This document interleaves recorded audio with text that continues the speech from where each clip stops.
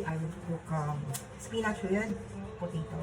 Indian style. So, ayan na ako. May sibuyas, may kamatis, and potato, and may shrimp din, and the spinach. Alam. Lagyan na natin ang sibuyas. Lagyan na natin yung kamatis. Lagyan natin potato pala, para maluto. Ayan na. Saka naman malang ay nalagyan ng konting silang. Konti lang. Okay. Lagyan natin.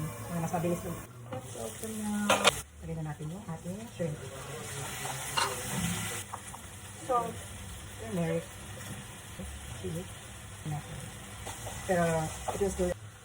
Let's cook the spinach. So, no need for extra, no? Kasi may water na to, no? So, for a while. Ikaw, yung liquid niya.